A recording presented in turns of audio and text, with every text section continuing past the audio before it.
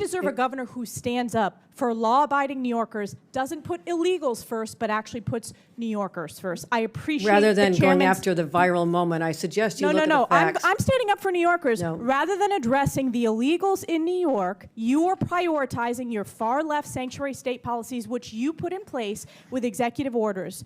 Instead of advocating for victims, a 5-year-old who was raped, with ICE. you did not. They were released because of sanctuary state policies in New York State. No amount of words is going to clean up your failed record.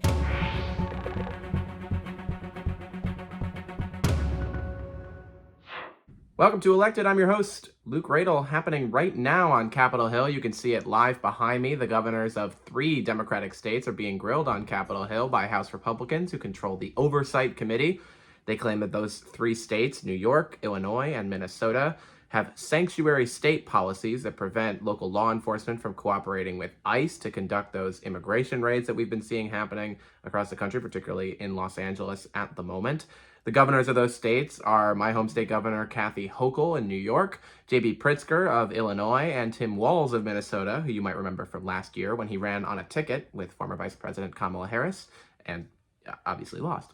But the really interesting moment from this hearing came when my governor, Kathy Hochul, was cross-examined by someone who is trying to become the next governor, though it's not official yet. Elise Stefanik, the congresswoman from the North Country, was there to cross-examine her, even though she's not even on the committee. She got a special exemption in order to come and question Governor Hochul, and it went like this. Chair recognizes Ms. Stefanik from New York. Thank you. Governor Hochul, on your first day in office, you signed Executive Order 1. Is that correct? I believe it is. And you extended this executive order not once, not twice, but 3 times, most recently January 16th this year. Is that correct? If that's what your facts show, I signed countless executive orders. I would assume you'd know it's Executive Order 1. And this is a continuation of your predecessor's sanctuary state policies, correct? Is included in that.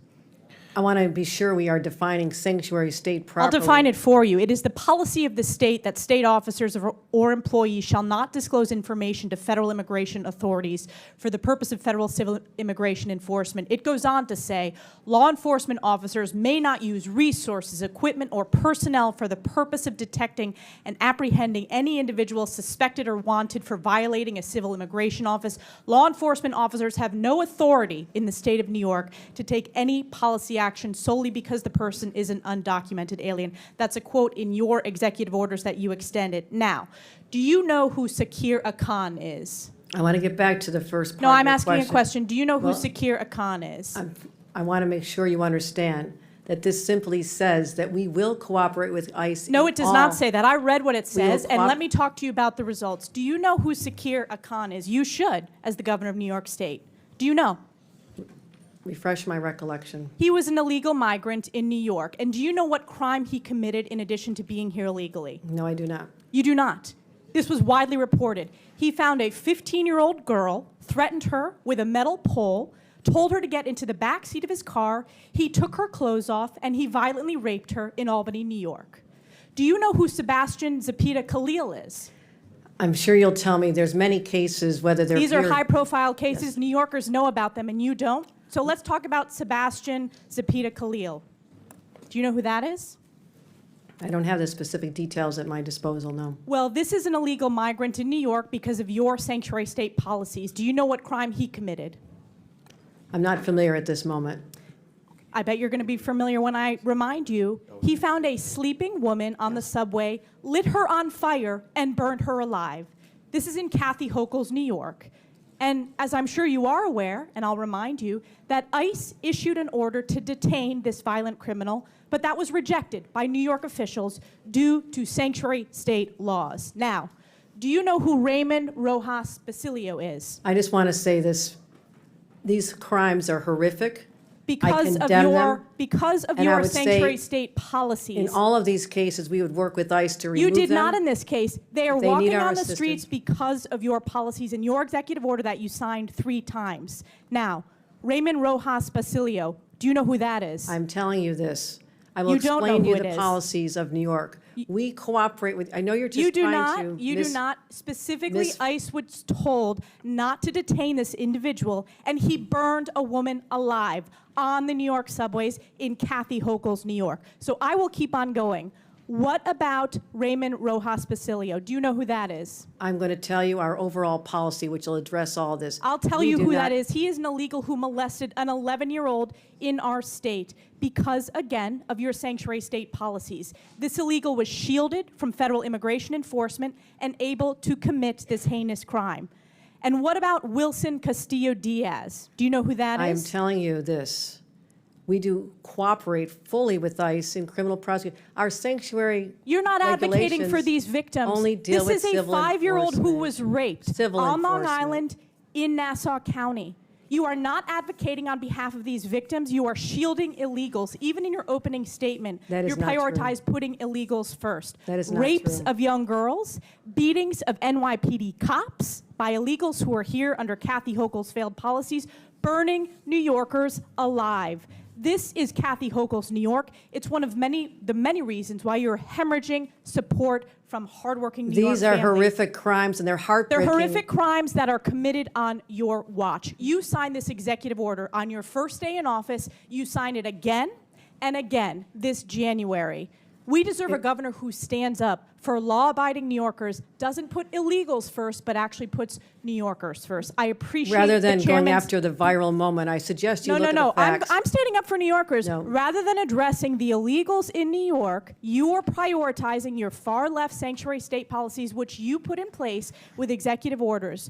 Instead of advocating for cooperate in victims, all a those 5-year-old cases. who We was raped, cooperate with ICE. you did not. They were released We because cooperate of with sanctuary ICE. state We policies in New cooperate York with State. law No enforcement. amount of words is going to clean up your failed record and these horrific crimes committed in sanctuary state that you created. And with that, I Your yield back. representation, the facts are Gentlelady absolutely false. yields back. Absolutely Chair false. recognizes Ms. Norton from So a couple quick thoughts about that exchange. First and foremost, Congresswoman Stefanik, to her credit, came in clearly prepared to ask questions, which we don't see often enough in congressional hearings. A lot of times the members will just kind of filibuster and grandstand and ask answers for questions that they already know the answers to. She understands how to ask questions properly in these hearings. She did the same thing with the college presidents on anti-Semitism. She does understand the format of committee hearings and also the fact that they are televised, and so you have to put on a bit of a performance. I thought Governor Hochul's best line was about how Congresswoman Stefanik was looking for a viral moment, down to the fact that she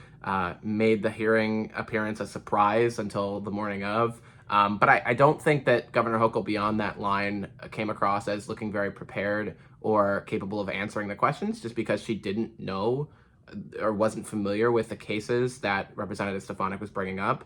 I think it would have been good staff work if they had kind of handed her a stack of New York Post articles or Fox News articles, because, you know, these cases are not as big in the news cycle as Congresswoman Stefanik is making them out to be, right? But they are pretty large in those right-wing conservative media circles, and I think it would have, to her credit, would have been better if Governor Hochul had some sort of familiarity with them, if for nothing else, then when Congresswoman Stefanik is saying, are you familiar with this name, this name, this name, Governor Hochul could be like, yes, I am. These are the crimes they committed, and here's how we're making sure that that doesn't happen in New York again.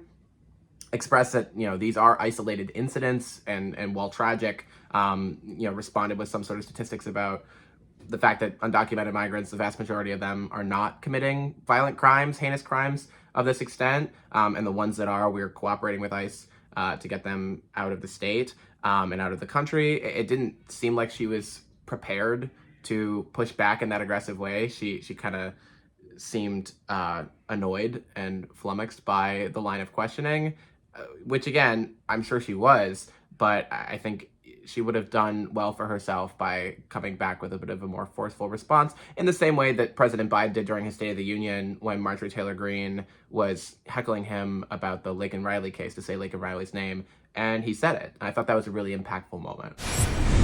Not really.